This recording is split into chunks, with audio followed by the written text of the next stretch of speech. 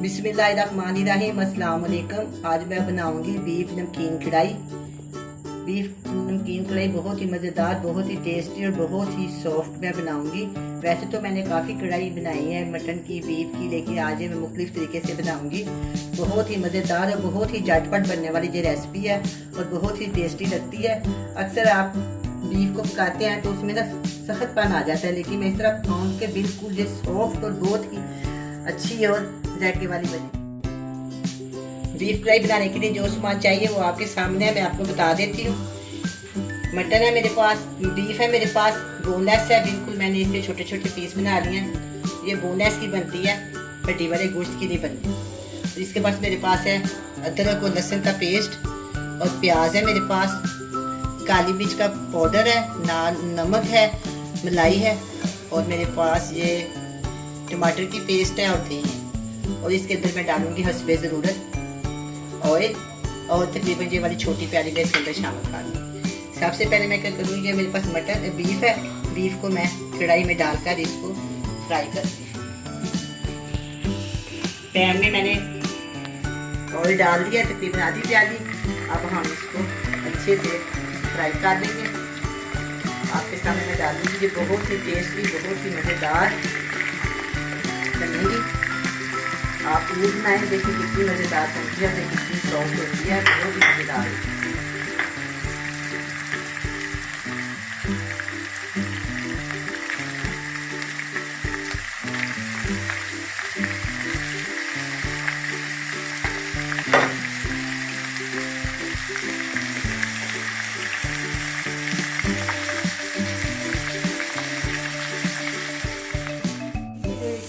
पानी है ना खुशक हो जाए, बिल्कुल बेस्ट का पानी खुश कर दूँगी।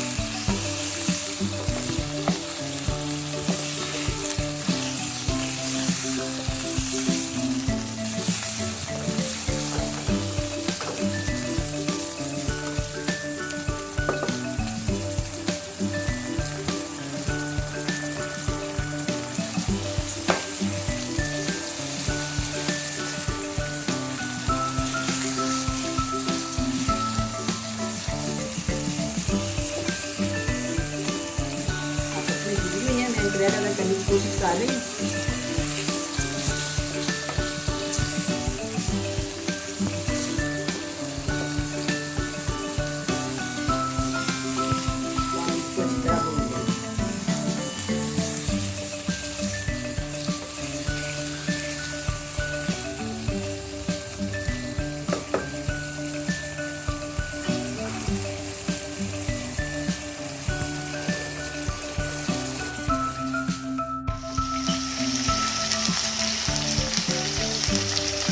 मैंने ये बीफ को अच्छी तरह फ्राई कर लिया, इससे ये दूसरा कड़क बन जाएगा, बहुत ही मज़ेदार लगेगा।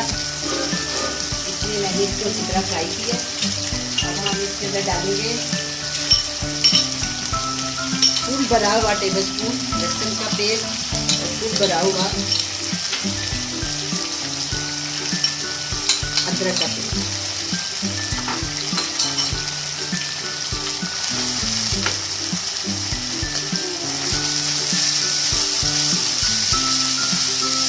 बहुत ही पीछे मैं डालने लगी है, अदरक जब डाला ना मैंने अदरक में बहुत अच्छा, उसके साथ इतनी मज़ेदार इसकी स्मेल आ रही है, बहुत ही ज़्यादा इसकी खुशबू आ रही है। मैं इसके डालूंगी 1/2 टीस्पून हरी मिर्च का पेस्ट, ये डालेंगे।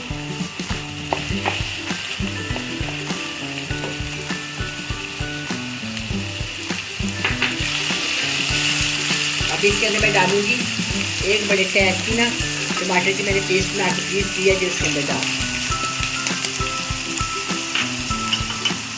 और साथ में हम इसके अंदर डाल देंगे प्याज, बड़े साइज की एक प्याज, इसको मैंने बरीक काट दी।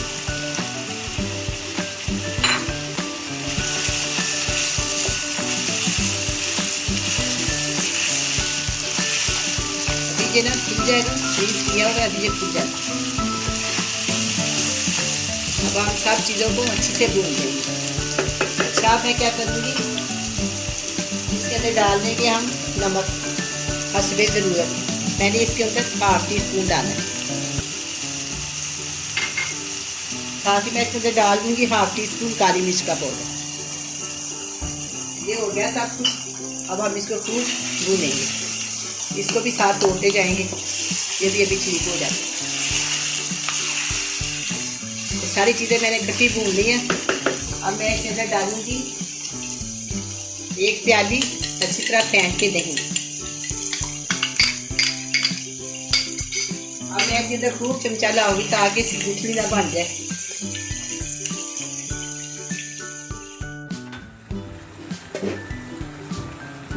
दही, मटन और मसालों ने काफ़ी पानी छोड़ दिया है। अब मैं इसको डाल देती हूँ। डालने के बाद इसको मैं 30 से 35 मिनट तक पकाऊंगी, क्योंकि बीफ है काफ़ी टाइम तक, कम से कम मुझे 30-35 मिनट के बाद हम इसको चेक करेंगे। इंशाल्लाह जब 30-35 मिनट तक निकाल जाए। अब मैं इसको तेज़ आंच पे पका रही हूँ। अब मैं इसको हल्की आंच पे रख 35 से 40 मिनट हो गया। अब मैं इसको चेक करती हूँ।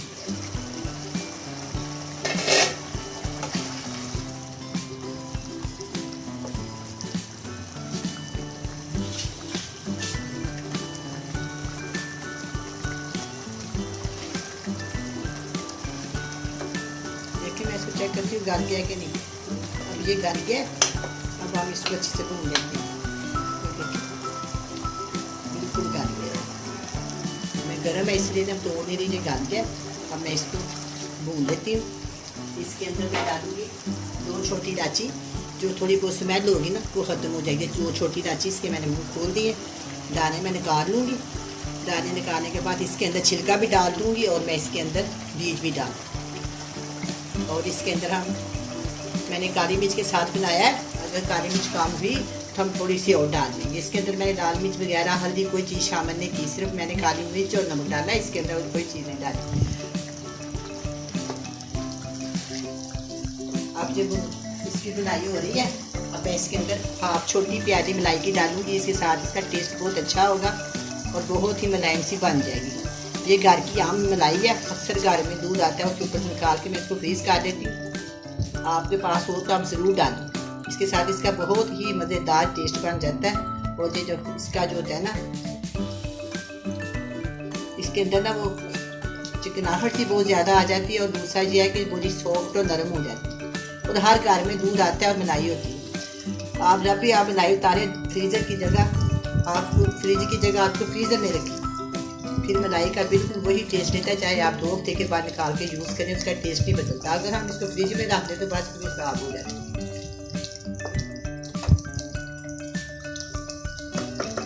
अब मैं इसको चेक करती हूँ। इस स्टेज पे आप चाहें नमक वगैरह जो भी है बस ठीक है। बस मैं इसको इस तरह रखूँगी।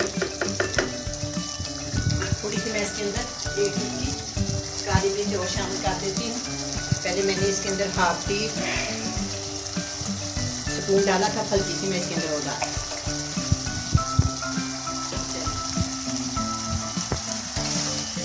बस मैं इसको अच्छी तरह भून लूँगी। वो मलाई डाली है, उसे थोड़ा सा पानी छोड़ दिया, तो मैं अच्छी तरह बना के इसको अच्छी तरह भूनूँगी। जितना मैं इसको भूनूँगी उतना ही ये मज़ेदार होगा। वैसे तो घी छोड़ती है सालन में, जब घी सालन छोड़ते तो सालन तैयार हो जाएगा। लेकिन मैं इसको अब मुझे कट करके जो हो जाएगा ना भुनेगा, उस तरह मैं इसको छोड़ दूँ। जब ये गोश्त वगैरह भुनना शुरू हो जाए ना, तो नीचे से ना बर्तन को छोड़ना शुरू हो जाता है, ऊपर आना शुरू हो जाता है। अब ये देखिए, ये भी बर्तन से ऊपर आना शुरू हो गया। ये कह रहा है कि मैं तैयार हो गई।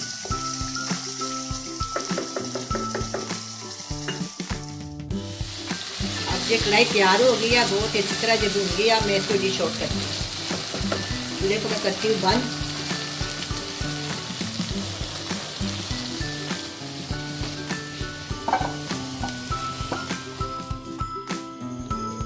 अब ये नमकीन बीफ फ्राई तैयार है। बहुत ही मज़ेदार और बहुत ही टेस्टी और सॉफ्ट बनी है। आप भी बनाएं, बड़े मज़े से खाएं। अल्लाह हाफिज़।